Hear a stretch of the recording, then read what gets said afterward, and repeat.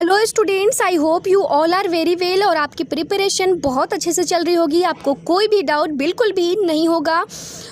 I hope कि आपकी सारी डाउटें क्लियर हो गई होंगी। आपने अभी तक जो भी लेक्चर्स देखा है, जो भी टॉपिक्स हम लोगों ने मिलकर कवर किया, उस सारे में आपको कोई डाउट नहीं होगा।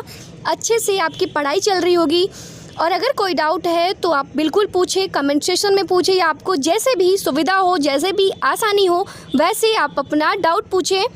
आप लोग ये सोच रहे होंगे कि आज हम क्या करने वाले हैं, आज हम क्या पढ़ने वाले हैं। तो आपको बता दें, आज हम लोग समझने वाले हैं रिप्रोडक्शन इन ऑर्गेनिज्म का चैप्टर नंबर जो फर्स्ट है, लेक्चर नंबर 3। 1 और 2 लेक्चर ऑलरेडी अपलोडेड है चैनल पे। तो अगर आपने उस वीडियो को नहीं देखा है तो पहले जाकर उस वीडियो को देखें, ताकि आपकी सारी डाउटें क्लियर हो जाए, फिर आप आकर इस लेक्चर को देखें। क्योंकि जब तक आप इसका बेसिक नहीं समझेंगे, आपको कुछ भी इस लेक्चर में समझ में नहीं आने वाला है। तो वीडियो के डिस्क्रिप्शन में लिंक दिया हुआ है लेक्चर नंबर 1 और लेक्चर नंबर 2 का, जाकर देखें। अगर आपको इस चैप्टर का ट्रिक चाहिए, अगर आपको ट्रिक चाहिए इस चैप्टर का, तो ट्रिक भी हमने अपलोड किया है। ऐसा ट्रिक जो आपको कहीं नहीं देखने को मिलेगा और कहीं नहीं ऐसा ट्रिक आपको मिलने वाला है। तो इसलिए इस चैनल को सब्सक्राइब करें, ज़्यादा से ज़्यादा शेयर करें, ताकि आपके साथ साथ और भी स्टूडेंट्स को हेल्प हो सके, जो आपके तरह एग्ज़ाम में अच्छा मार्क्स लाना चाहते हैं, एग्ज़ाम में ज़्यादा से ज़्यादा मार्क्स लाना चाहते हैं, चाहे वो नीट का एग्ज़ाम हो या बोर्ड का एग्ज़ाम। तो आगे बढ़ते हैं अपना लेक्चर में। आज जो हम बात करने वाले हैं वो रिप्रोडक्शन इन ऑर्गेनिज्म के ऊपर बात करेंगे। इससे पहले वाले जो लेक्चर में हमने देखा है कि रिप्रोडक्शन क्या होता है, रिप्रोडक्शन का टाइप कितने होते हैं। इसके बाद हम लोगों ने ये भी पढ़ा कि बडिंग किस तरह से ईस्ट में देखने को मिलता है। इसके बाद बाइनरी फ्यूजन किस तरह से अमीबा में देखने को मिलता है। तो आई होप कि आपकी सारे डाउटें जो है वो क्लियर हो गई होंगी। कोई डाउट आपको बिल्कुल भी नहीं होगा और होना भी नहीं चाहिए, क्योंकि इस चैनल पे आपको डाउट का नामो निशान नहीं होना चाहिए। पढ़ाते तो सब है, लेकिन यहाँ पे जो है आपकी सारी डाउटें क्लियर करने के लिए हम आए हैं। सारे चैप्टर का, हर टॉपिक का आपको सॉल्यूशन यहाँ मिलेगा। बिल्कुल भी प्रॉब्लम का नामो निशान नहीं होना चाहिए। तो चलिए आज हम स्टार्ट करते हैं। हमारा जो टॉपिक है वो है रिप्रोडक्शन के ऊपर। हम लोगों ने बात किया था कि सेक्सुअल रिप्रोडक्शन क्या होता है।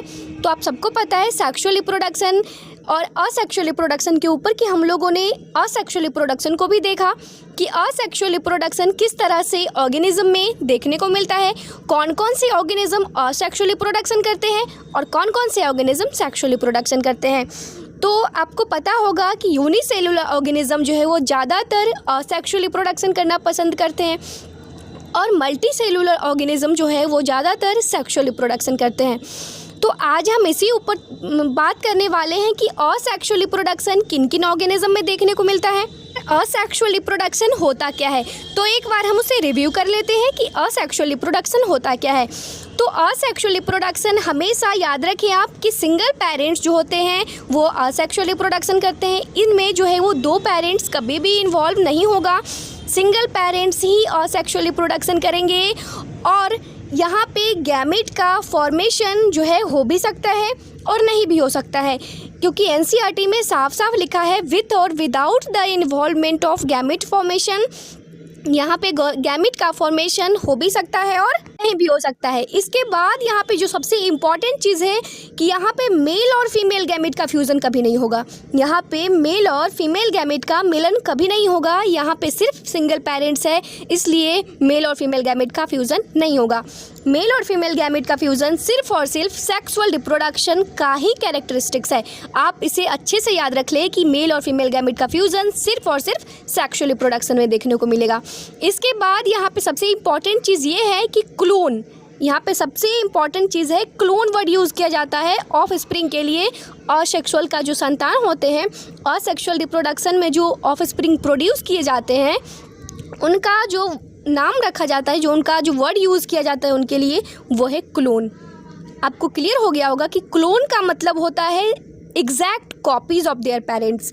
हर तरह से, चाहे वो मॉर्फोलॉजिकल हो मतलब मॉर्फोलॉजिकल का मतलब होता है एक्सटर्नल स्ट्रक्चर से हो या जेनेटिकली हो, या तो जीन लेवल पे हो या एक्सटर्नल लेवल पे हो, सारा कुछ जो है अपने पेरेंट्स से वो मिलेंगे। हर चीज़ जो है उनका सेम होगा, उनके पेरेंट्स की तरह एग्जैक्ट कॉपीज़ होंगे अपने पेरेंट्स का। तो आपसे अगर क्वेश्चन पूछा जाए कि असेक्सुअल रिप्रोडक्शन का जो ऑफ स्प्रिंग होता है उनके लिए क्या यूज़ किया जाता है, तो आप जल्दी से उसका आंसर बता देंगे क्लोन। क्या होगा? क्लोन होता है यूज़ असेक्सुअल रिप्रोडक्शन के संतान के लिए। तो चलते हैं अब नेक्स्ट में, ज़्यादा टाइम ना वेस्ट करते हुए। तो चलिए आज हम बात करने वाले हैं टाइप ऑफ रिप्रोडक्शन का। आप लोग सोच रहे होंगे कि टाइप ऑफ रिप्रोडक्शन कितना होता है, तो हम बता दें कि रिप्रोडक्शन असेक्सुअल रिप्रोडक्शन का हम टाइप पढ़ने वाले हैं। असेक्सुअल रिप्रोडक्शन में कितने सारे टाइप होते हैं, तो ऐसे बहुत सारे टाइप हैं, लेकिन हम वही डिस्कस करेंगे, हम वही पढ़ेंगे जो हमारे एग्ज़ाम के लिए इम्पॉर्टेंट हो, जो बोर्ड और नेट एग्ज़ाम में क्वेश्चन आते हैं। वैसे चीज़ बिल्कुल नहीं पढ़ेंगे जिससे हमारा टाइम वेस्ट हो। तो हम वही वाला टॉपिक पढ़ेंगे, वही टाइप पढ़ेंगे असेक्सुअल रिप्रोडक्शन का जो एग्ज़ाम में आने की चांसेस हो।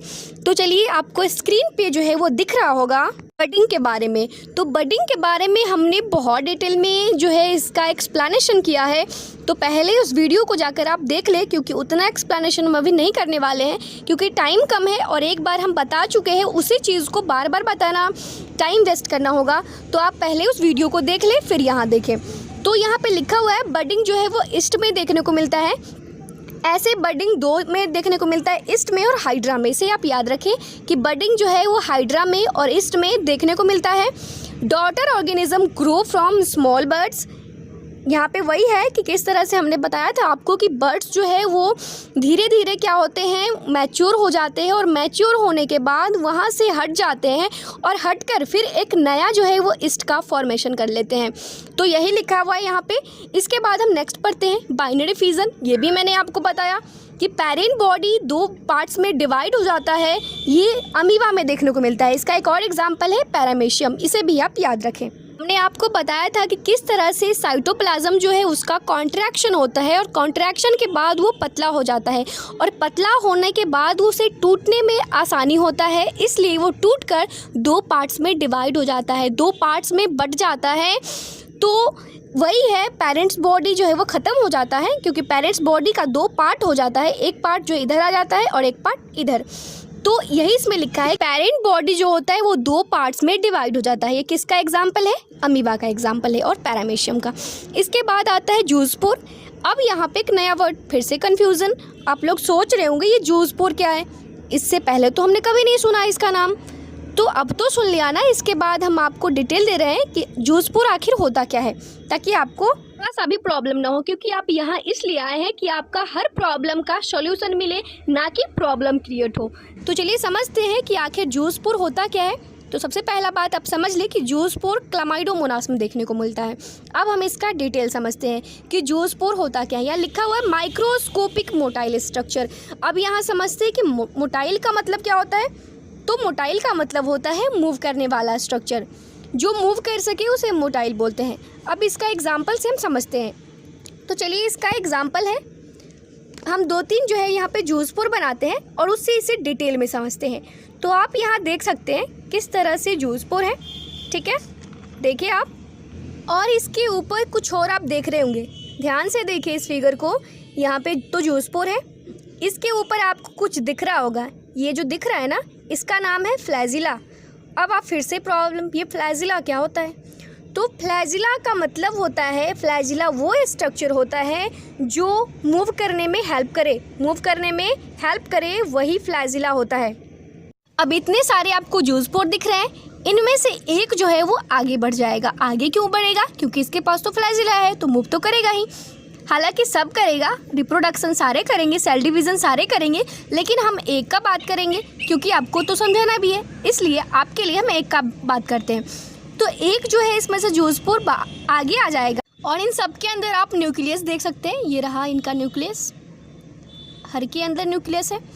और इसके बाद ये जो है वो आगे आ गया, फ्लैजिला की वजह से मूव कर पाया, और आगे आने के बाद ये क्या करेगा, अंदर ही अंदर ये डिवाइड करना शुरू कर देगा, और बहुत सारे जो है वो जूसपोर बन जाएंगे। यहाँ पे आप देखें जूसपोर बहुत सारे आपको मिल रहे हैं, और धीरे धीरे आपको जो ये लेयर दिख रहा है, आप देख पा रहे होंगे इस लेयर को, ये लेयर क्या होगा, धीरे धीरे यहाँ से हट जाएगा, ठीक है।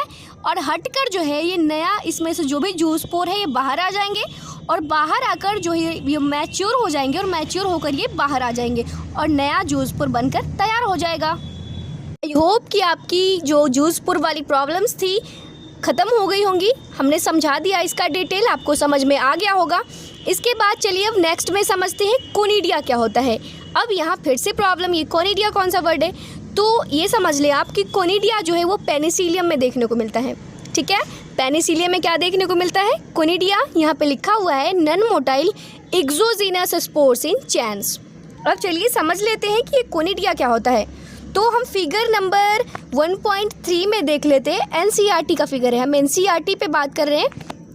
एनसीईआरटी फिगर 1.3 में आप देख सकते हैं फिगर नंबर बी, ठीक है। ये जो चैन आपको दिख रहा है, चैन दिख रहा है ना आपको, ये देख सकते हैं आप इस चैन को, यही जो चैन है यही कोनिडिया है, ठीक है। और इसके नीचे आप देख सकते हैं ये रहा आपका कोनिडियोफोर। अच्छा, अब ये कोनिडियोफोर यहाँ क्यों लगा है, इसका क्या ज़रूरत है, ये यहाँ इसलिए लगा हुआ है क्योंकि ये जो कोनिडिया है, ये जो चैन है, इसको स्टेबिलिटी प्रोवाइड करे, स्टेबिलिटी रखे, इस स्ट्रक्चर को मेंटेन रखे, इसलिए यहाँ पे कोनिडियोफोर प्रेजेंट है, ठीक है। इसके बाद कोनिडियोफोर के बाद नीचे आपको हाइफी दिख रहा होगा, स्टेम लाइक स्ट्रक्चर, ठीक है। तो यही रहा आपका कोनिडिया। अब यहाँ थोड़ा सा नोट्स से समझ लेते हैं क्या लिखा हुआ है। नॉन मोटाइल, ये जो स्ट्रक्चर है जो एनसीईआरटी में आप देख रहे हैं, ये मोटाइल स्ट्रक्चर नहीं होता है। मतलब ये स्ट्रक्चर जो है, ये जो कोनिडिया है, ये मूव नहीं करता है, ठीक है, क्योंकि इसका स्ट्रक्चर जो है वो नॉन मोटाइल है। इसके बाद एक्सोजीनस स्पोर्स इन चैन्स, आप देख सकते हैं किस तरह से इसका चैन्स बना हुआ है। तो आई होप कि आपको क्लियर हो गया होगा। इसके बाद हम आते हैं, इसके बगल में आप एनसीईआरटी का जो फिगर दिया हुआ है आप उसे देखें। फिगर नंबर ए जो है किस तरह से जूस पोर दिखा रहा है, इसमें क्लामाइडोमोनास में होता है, जो कि हमने अभी डिस्कस किया था इस पर, कि किस तरह से मैच्योर होने के बाद जो इसका लेयर है आप देख सकते हैं ये हट जाता है। और इन सब में फ्लैजिला देख रहे होंगे आप, क्योंकि ये फ्लैजिला इंपॉर्टेंट है क्योंकि इनको मूव करने में ये हेल्प करता है, ठीक है। कंप्लीट हो गया। इसके बाद आगे आते हैं हम गेम्यूल्स के ऊपर। दिख रहा होगा आपको गेम्यूल्स नोट्स में, गेम्यूल्स जो है वो स्पॉन्जेस में देखने को मिलता है। अब यहाँ पे फिर प्रॉब्लम, स्पॉन्जेस में गेम्यूल्स क्यों होता है और गेम्यूल्स होता क्या है, तो इसे भी हम एनसीईआरटी के डायग्राम से ही समझने वाले हैं। तो आप फिगर नंबर डी में देख सकते हैं 1.3 फिगर नंबर डी, आपको दिख रहा होगा गेम्यूल्स इन स्पॉन्जेस। फिगर में देखिए आपको एक कांटा की तरह दिख रहा होगा स्ट्रक्चर, ठीक है। इसको हम लोग स्पिक्यूल्स बोलते हैं।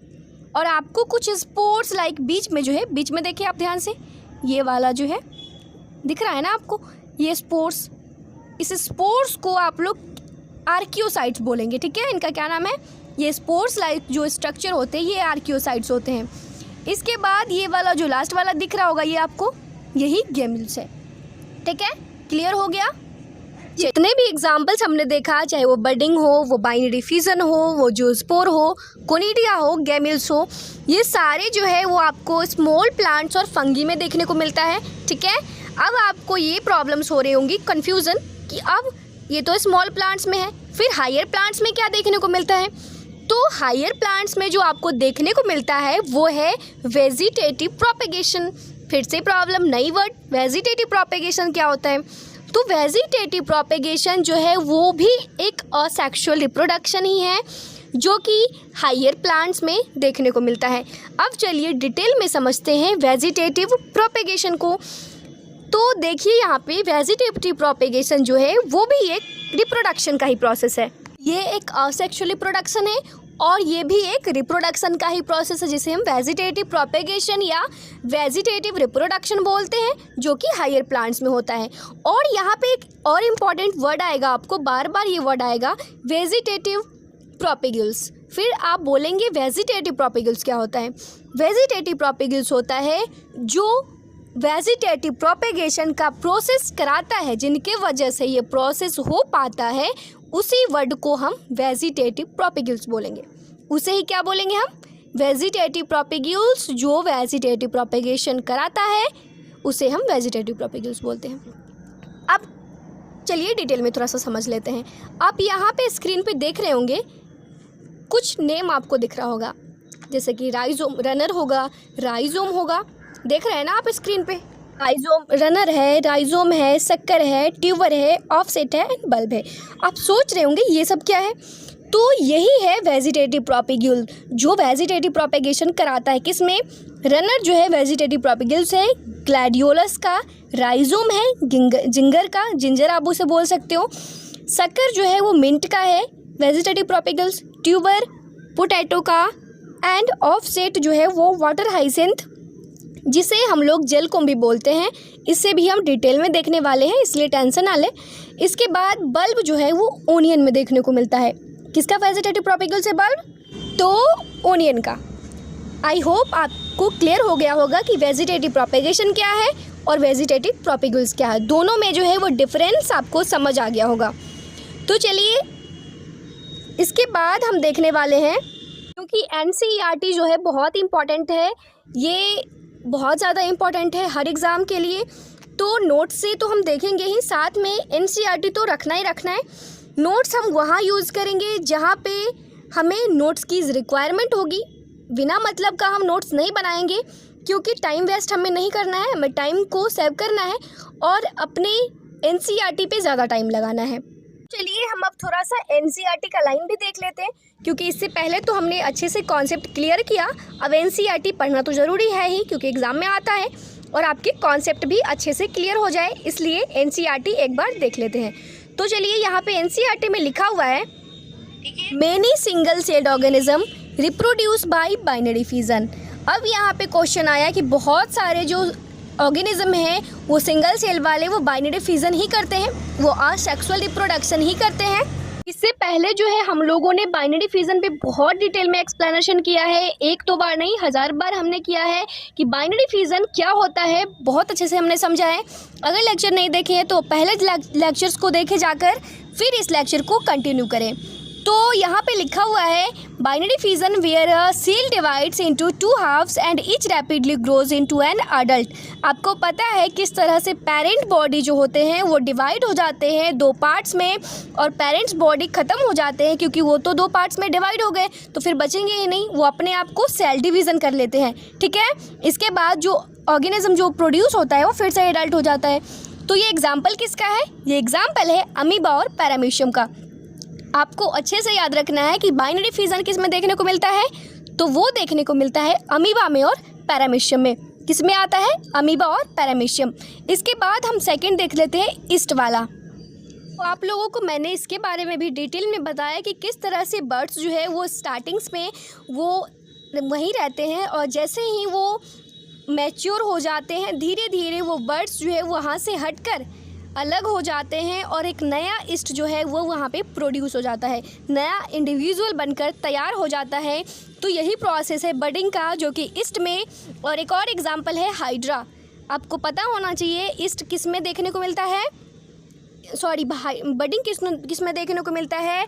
तो बडिंग जो है आपको देखने को मिलता है ईस्ट में और हाइड्रा में। ठीक है, तो यहाँ पे वही लिखा हुआ है, in yeast the division is unequal and small buds are produced that remains attached initially to the parent cell which eventually gets separated and mature into new yeast organism. वही बात है कि किस तरह से हमने बताया आपको कि सेपरेट होकर वहाँ से हटकर एक नया ईस्ट जो है वो बना लेता है। ठीक है, तो ये रहा आपका ईस्ट के बारे में और हाइड्रा के बारे में किस तरह से बडिंग देखने को मिलता है। ठीक है, आप अच्छे से याद रखें, बाइनरी फिजन अमीबा और पैरामीशियम में देखने को मिलता है, और बडिंग जो है वो हाइड्रा और ईस्ट में देखने को मिलता है। इसके बाद हम आगे आते हैं, under favourable condition the amoeba withdraws into pseudopodia and secretes a 3 layered hard covering or cyst around itself. यहाँ पे जो बात आ रही है कि अंडर अनफेवरेबल कंडीशन, जब भी अनफेवरेबल कंडीशन होता है, जब भी अनुकूल परिस्थिति जो है वो ख़राब हो जाती है, उस टाइम जो है अमीबा अपने आप को जो लेयर में कवर कर लेता है, 3 लेयर बना लेता है, जिसे हम फॉल्स लेयर भी बोल सकते हैं। अपने चारों तरफ उसे सिस्ट भी आप बोलते हैं, फॉल्स लेयर जो कि सिस्ट भी कहलाता है। अपने चारों तरफ जो है वो उससे प्रोटेक्टेड रहने के लिए सिक्रीट कर लेता है 3 लेयर। ठीक है, क्यों करता है? क्योंकि वो प्रोटेक्ट हो सके अनफेवरेबल कंडीशन से, और इसी प्रोसेस को इंसिस्टेशन बोलते हैं। इसी प्रोसेस को क्या बोलते हैं? अनसिस्टेशन, जब अनफेवरेबल कंडीशन में अमीबा 3 फॉल्स लेयर बना ले, जिसे सिस्ट भी बोलते हैं, कि उस अनफेवरेबल कंडीशंस वाले इन्वायरमेंट से खुद को प्रोटेक्टेड रख सके, खुद को प्रोटेक्ट कर सके, इसलिए उसने 3 लेयर बनाया और उसी लेयर को हम क्या बोलेंगे, इंसिस्टेशन। ठीक है, आई होप आपकी डाउटें क्लियर हो गई होंगी। आगे चलते हैं। व्हेन फेवरेबल कंडीशन रिटर्न, जैसे ही फिर से फेवरेबल कंडीशन आएगा, the insisted amoeba divide by multiple fission, और क्या करेगा, वो डिवाइड करना स्टार्ट कर देगा। बहुत सारे अमीबा जो है वहाँ पे वो प्रोड्यूस करेंगे मल्टीपल फिजन से। मेनी माइनट अमीबा और स्यूडोपोडियोस्पोर जो है वो क्या करेंगे, वो प्रोड्यूस करेंगे। माइनट अमीबा का मतलब होता है छोटे छोटे अमीबा, जिसे स्यूडोपोडियोस्पोर भी कहा जाता है। इसके बाद the cyst wall burst out, और बहुत सारे अमीबा होने के कारण वो सिस्ट वॉल जो है वो क्या करते हैं, फट जाते हैं, बस्ट हो जाते हैं बहुत सारे अमीबा होने के कारण। And the spores are liberated in the surrounding, और वो जो स्पोर होते हैं अमीबा वाले, वो क्या करते हैं कि वो उस मीडियम में जो है बहुत सारे फैल जाते हैं स्पोर्स, और इनटू मेनी अमीबा ग्रोज हो जाते हैं, बहुत सारे अमीबा बनकर वहाँ तैयार हो जाता है। इसी फेनोमेनन को स्पोरुलेशन बोलते हैं। आपको क्लियर हो गया होगा इंसिस्टेशन और स्पोरुलेशन का जो डिफरेंस था, वो समझ में आ गया होगा कि इंसिस्टेशन जो है अनफेवरेबल कंडीशन में होता है, और जैसे ही कंडीशन फेवरेबल होता है तो वहाँ पे स्पोरुलेशन हो जाता है। ठीक है, आई होप कि आपको समझ आ गया होगा। आज का लेक्चर हम यहीं तक रहने देते हैं। नेक्स्ट लेक्चर में हम बात करेंगे, जितने भी फिगर थे हम सब फिगर को अच्छे से देखेंगे। नेक्स्ट लेक्चर में सारे फिगर पे फिर से हम एक बार बात करेंगे, क्योंकि फिगर जो है बहुत इंपॉर्टेंट होता है आपके एग्ज़ाम के लिए, चाहे वो नीट का एग्ज़ाम हो या आपके बोर्ड का एग्ज़ाम, सारे एग्ज़ाम के लिए बहुत इंपॉर्टेंट है फिगर। इसलिए फिगर को बार बार प्रैक्टिस करते रहें। जितने भी लेक्चर्स हमने करवाया उस लेक्चर को बार बार सुने, बार बार समझने की ट्राई करें। जहाँ भी प्रॉब्लम हो आप कमेंट सेशन में कमेंट करके हमसे अपना प्रॉब्लम पूछें, क्योंकि डाउट बिल्कुल भी नहीं होना चाहिए। इसी तरह से पढ़ते रहिए, समझते रहिए, कोई भी डाउट हो पूछते रहिए। चैनल को जो सब्सक्राइब करें, ज़्यादा से ज़्यादा शेयर करें, ताकि आपकी तरह और भी स्टूडेंट्स को हेल्प हो सके। All the best for your preparation. मिलते हैं अगले लेक्चर में।